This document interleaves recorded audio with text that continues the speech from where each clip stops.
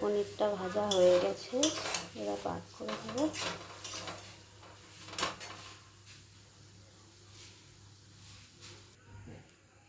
এবার আমি লঙ্কা দিলাম,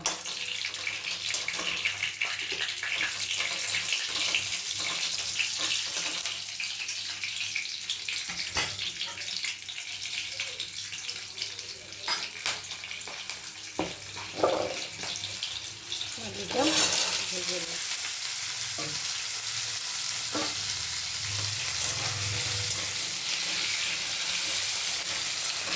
আলুটাকে আমি লাল করে ভেজে নেব।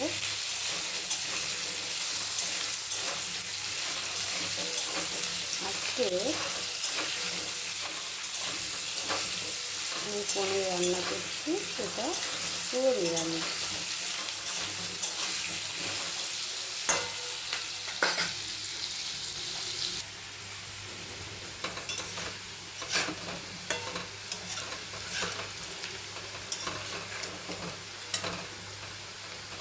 আলুটা ভাজা হয়ে গেছে, এবার আমি আদা পেস্ট করাটাকে দিয়ে দিলাম কড়াইতে।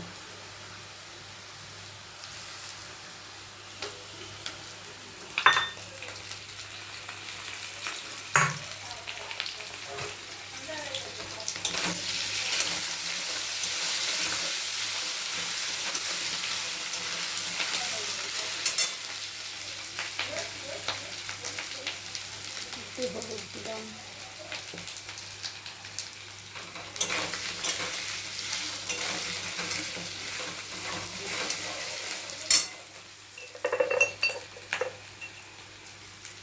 জিরে গুঁড়ো দিলাম,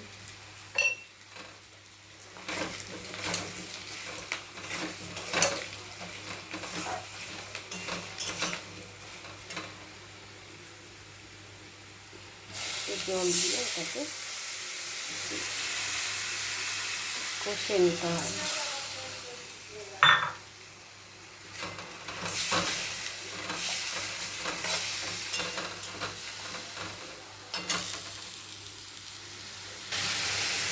এবার আমি আলুর সঙ্গে পনিরটাকে ভালো করে ফ্রাই করব, ভালো করে ফ্রাই করব।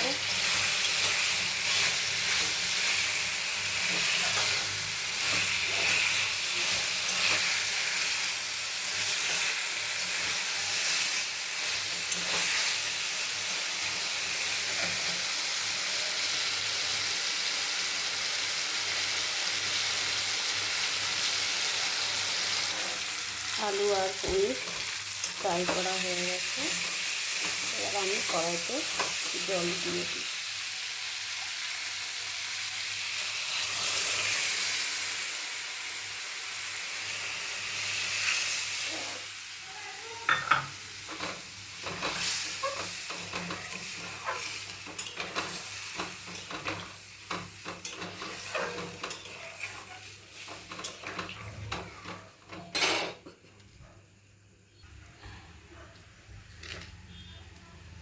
এবারে স্বাদ মতো লবণ দিয়ে দিই।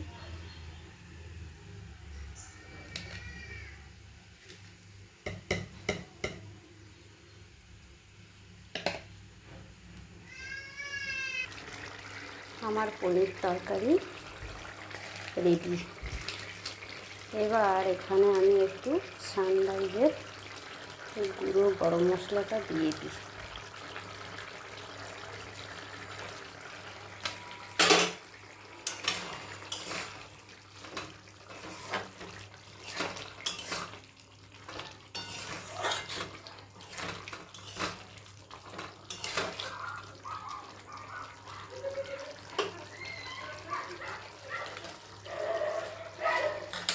পনির তরকারি করতে বেশি সময় লাগে না, অল্প সময়ে হয়ে যায় রান্না।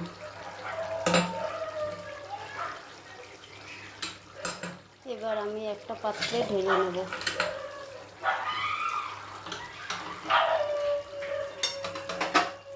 ঢেলে নিলাম।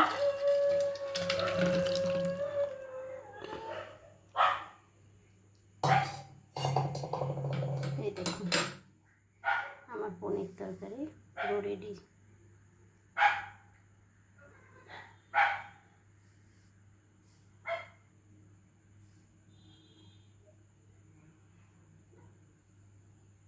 আজ আমি আসি, আমার রান্না হয়ে গেছে।